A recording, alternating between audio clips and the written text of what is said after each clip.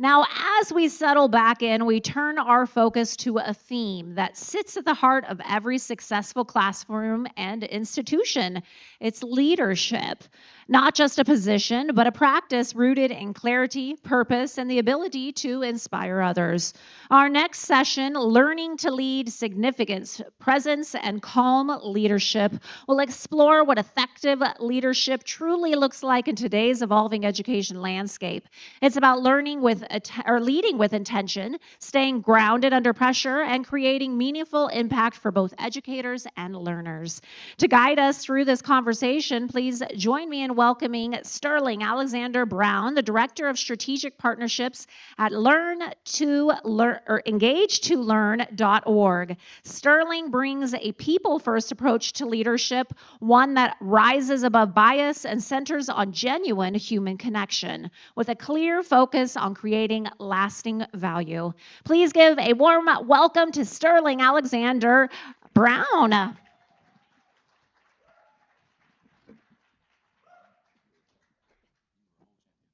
Hello. Now we're getting started. This is great. Hello to our friends from India streaming. We're glad that you're here.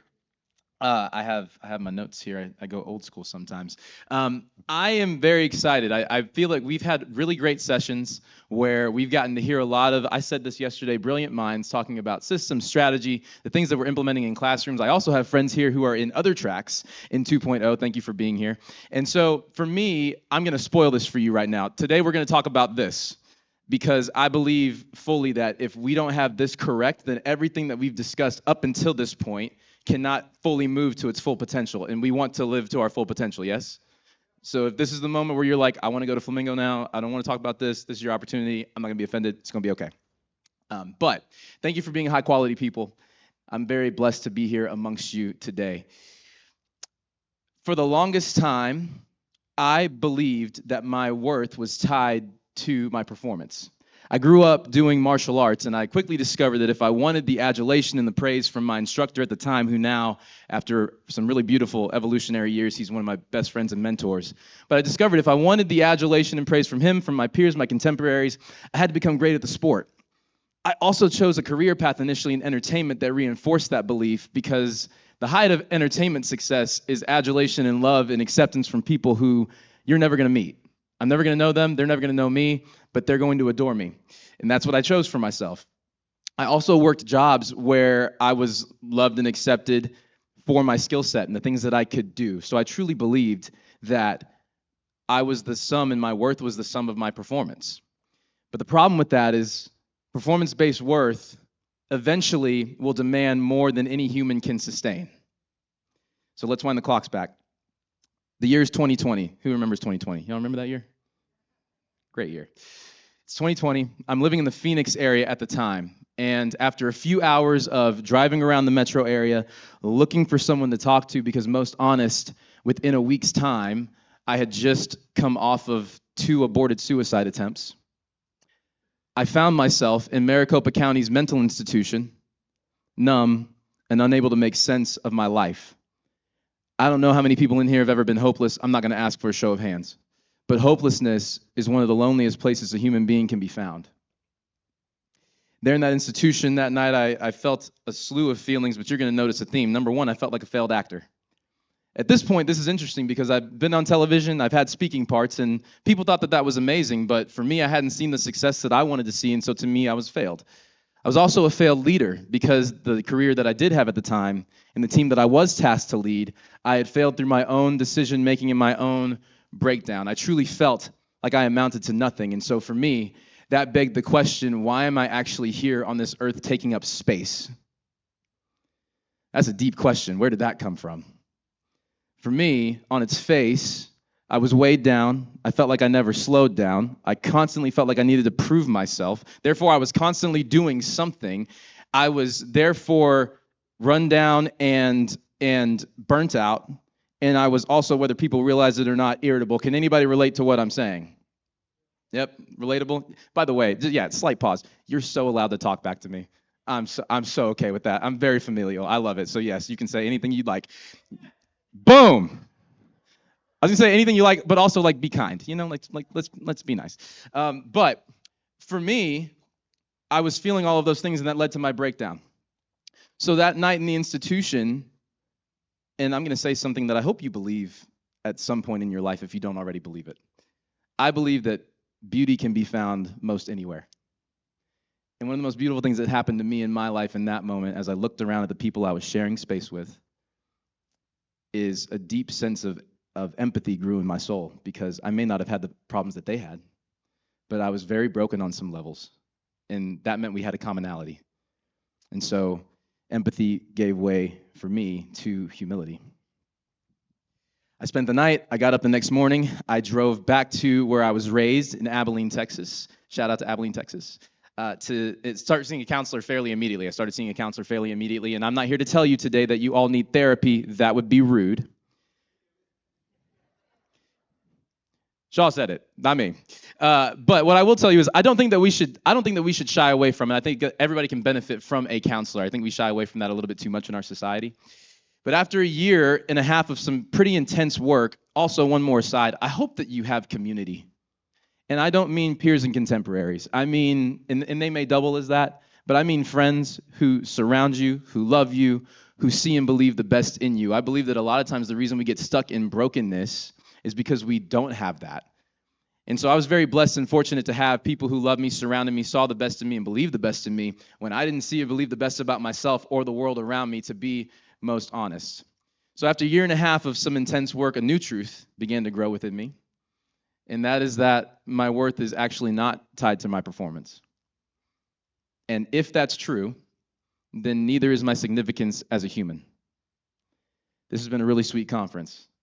I came to encourage you today that your worth is not tied to your performance.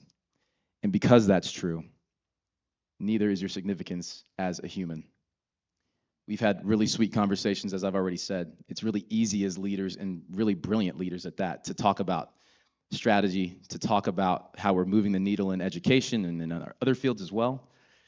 And those are all very important things, but if we don't address what's happening in the engine here, and why people may feel the need, the people that we lead or even ourselves feel a need to constantly prove and perform, again, we're not going to reach our full potential. That's what we're here to do, reach our full potential. So let's talk about it. I need my clicker now. The healthiest leaders that I know understand and grasp four, I'd say, states of being in progressions, if you will, that allow them to be effective on a seismic level. Here's the kicker with longevity. It's beautiful to be effective. It's wonderful to have longevity. It's really wonderful when those are coupled together. Amen? Beautiful. So the first thing that I believe that they possess, they grasp an understanding, and they've internalized the truth of their own intrinsic significance. Up until this point, everything that I've said has pretty much been work-related. I've talked about worth not being tied to performance, and it's true. Your worth is not tied to your performance at work. What I really came to encourage you today is that your worth is not tied to your performance at all. I left out a few feelings that I was dealing with in that institution. I was only speaking about feelings as they pertain to what I did. Let me fill in the gaps. One of the feelings was I'm a failed man. I had just come off of a miserably failed relationship that I thought was it. I don't know if anybody's ever experienced that before, but it was devastating for me. I also had just lost and failed at a few friendships that meant a lot to me within the same time span. I'm also a failed son. What on earth do my parents have to be proud of? See, this feeling of insignificance didn't start in what I was doing, though I do believe that leadership specifically is an area where the fracture shows up more clearly like an X-ray because of the close proximity to other humans that we share. But I believe that this feeling is actually birthed long before we ever do anything. Society would have us believe differently. Society has tied and helped us tie a lot of our significance to what we do. If you don't believe me, what is the first question that gets asked, or one of the first questions that gets asked within 60 to 90 seconds of meeting a new human? Go ahead, throw it out. What do you do? I hate that question. I hate it so much. It used to be fine. Now I really despise it. I despise it so much, I don't answer it the same way anymore. I don't even answer it. Some of you have actually heard me do this in this room. I'm going to pick on you, Laura. Can you come here really fast? Give it up for Laura. We just met. She thought I was somebody else. Then we got it straight. Let's come on. Let's workshop this together. This is literally how I answer this question. Ask me what I do. What do you do? What do I do? My best, Laura. every day. Thank you. Yeah, appreciate that. Yes, that was it. Oh, dear God. That's how I answer that question now. And the reason I do it is because, for me at least, whether we realize it or not, the person who's asking that question has begun a valuation of you. Not maliciously, most of the time, hopefully. But the valuation has begun. And that's not even talking about the person who's answering the question, who probably already has a valuation of themselves based on that answer. So I no longer like to deal with that. I want to know where you're from. I want to know what makes you tick. So because we've tied such by the way, I'm guilty of this. I'm so guilty of this. When I know that my colleagues are going to see this. I love my job at Engage to Learn. I'm very grateful for my job at Engage to Learn. I was grateful then. When I came into the company, do we have anybody in here in marketing? Okay, this is a safe space. Okay, yeah, semi-safe. It's a little bit of safe space. When I first got to the company, I was a marketing specialist. And I was like, okay, we got to figure out how we're going to climb whatever ladder needs to be climbed. We got to move the needle because marketing specialist is not sexy. We're not getting a date with marketing specialist. I might get a walk in the park because he was nice. The higher-ups might buy my drink at a cocktail hour because he's a marketing specialist. We're not going to make him buy his drink. He's already paying his bills barely. We're going to get his drink for him. So I'm like, we got to climb. Then I moved over to sales, and I was like, okay, we got motion. We like this. And then I became director, and I was like, we can put this on a dating app officially. It's a good time to tell you that I've worked on this for a few years. I no longer think that way. God bless everybody in marketing, and what you do matters. Thank you very much. But we've tied a large part of our significance to what we do. And don't hear what I'm not saying. Again, there's some of the sweetest minds that I've ever been around are in this room and have been in this conference. And we've done really impactful things, and that's a beautiful thing. It's really beautiful to find meaning in what we do. I would contend that it's also very dangerous for what we do to be the meaning of who we are.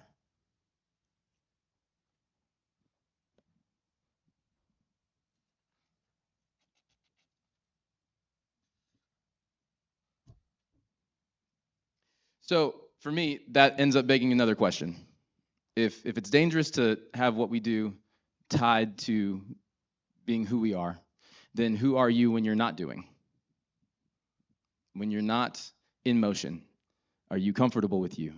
Are you at peace with you? Let's take it a step further. A lot of us got awards here this week. Remove the awards. Remove the accolades. Remove the title. Remove your role. If you're getting semi-internally uncomfortable, it's probably a good thing. If all of that went away tomorrow, would you still believe you mattered?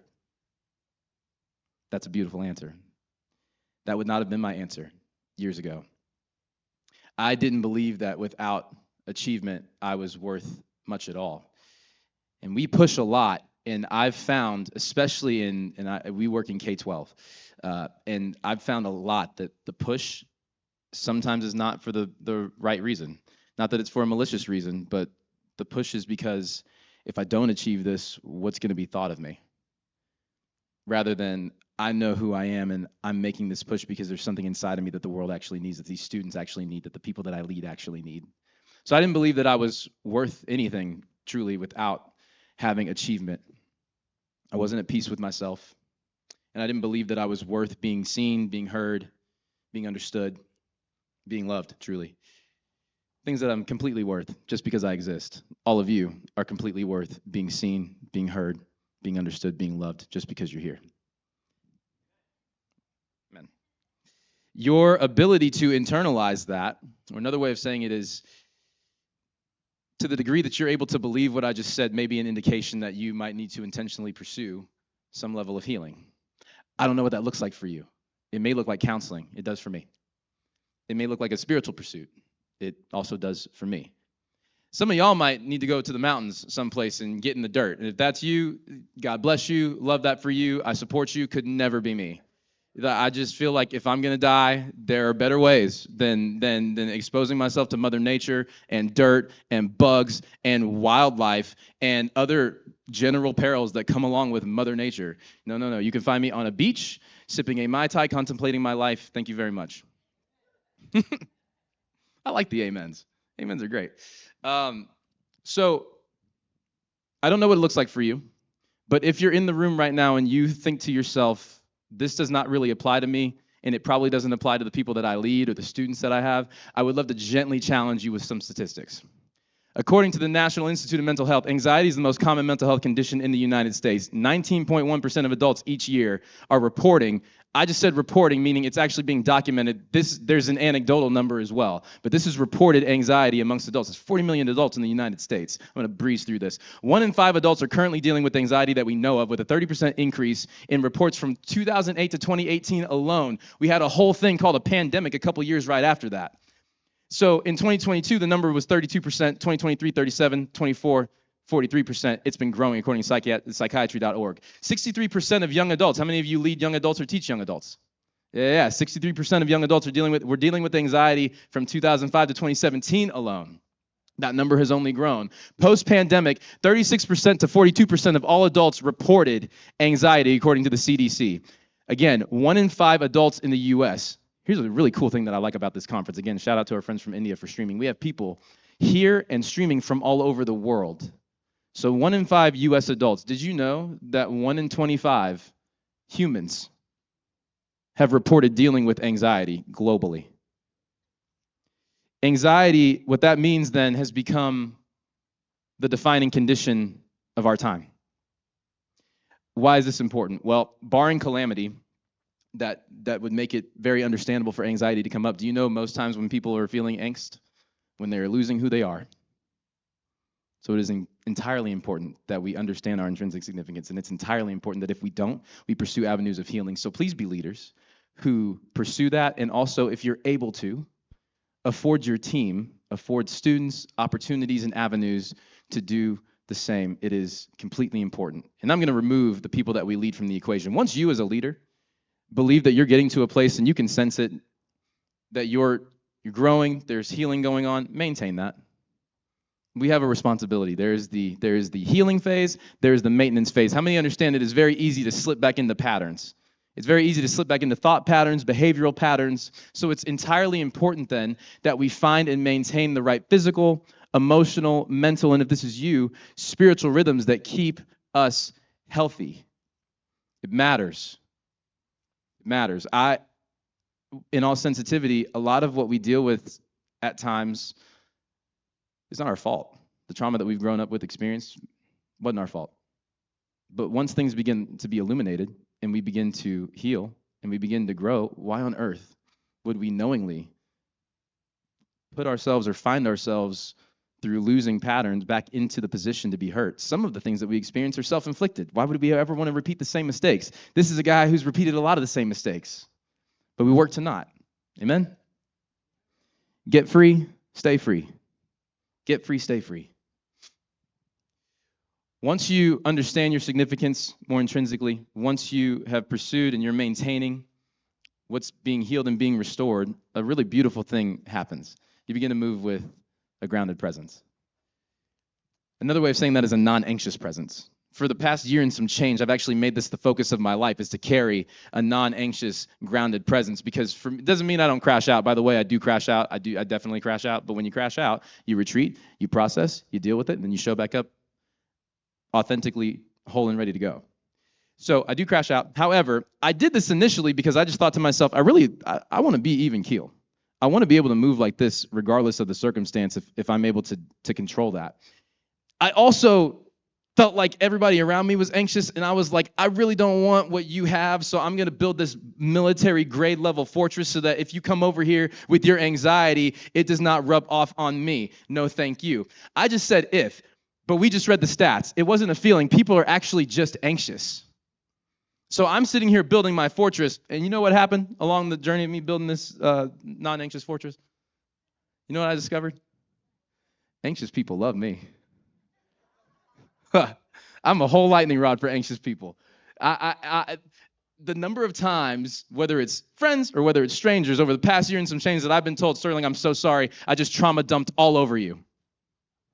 I'm making light of the encounters, but you need to understand that what's happening is an exchange. When you are able to have a grounded presence because you understand who you are, and because you do the work to heal and to maintain your healing, you're going to attract people who need what you have.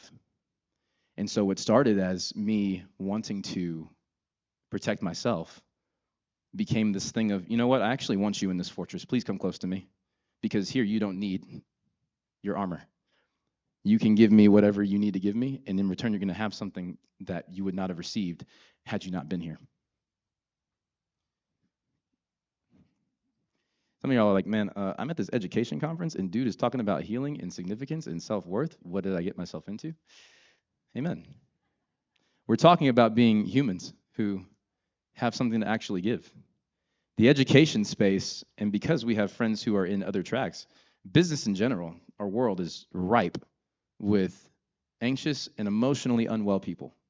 Wouldn't it be a beautiful thing if we were able to impart value, worth, significance, impart peace to those people that are in our spheres of influence? But you can't impart what you don't have. We can never give somebody, you've never in your life, in the history of mankind, been able to give somebody that you didn't have. Can't give them anything you don't have. So it's important that we do this work.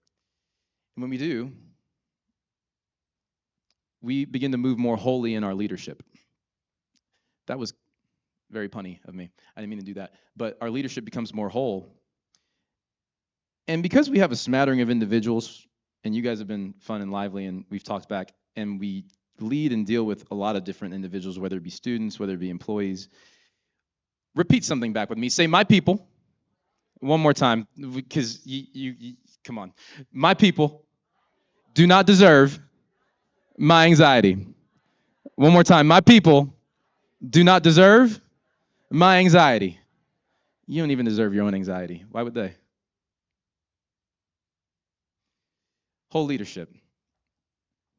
The ability to impart and lead with a calm spirit. I'm going to actually read what whole leadership looks like for the sake of time, because I want to honor our time here. So what does whole leadership look like? First of all, you move with greater measures of clarity. Your strategies and your decision-making are not ruled by anxiety. You're not trying to prove yourself. You understand your significance. High pressure, high demand environments don't trigger you because you do the work to understand yourself, to heal what's broken, and maintain what's been restored. Simply put, you're not desperate. Doesn't mean that things do not get pressurized. They completely do. Doesn't mean that things don't happen that are breakdowns. They completely do. But you don't ever have to move in desperation. Your vision is clearer. You're a breath of fresh air and a source of encouragement and empowerment to your people. You don't let others' anxieties get to you. As a matter of fact, you are a giver of peace. That's that feeling of, oh, man, Rose is in the room. This person's in the classroom. They're in this meeting. It's going to be okay. That's what we need in our world today. I can actually testify to this. I know of teams and organizations beyond education that understand this, that actually perform at a higher rate with more impact than teams who don't get this. I can also testify to this in my own life and in our company. I'm very blessed. This used to not be this way, but I'm grateful to say I know what it's like to show up to a meeting internally and not have to prove myself or feel like I need to prove myself. I know what it's like to show up to partnership meetings, not desperate because I hope we can make this partnership happen. Because what's going to happen if we don't? I know what it's like to not be desperate. I also know, and people who are partners in this room understand, that sometimes things go awry, and you have to have the hard meetings.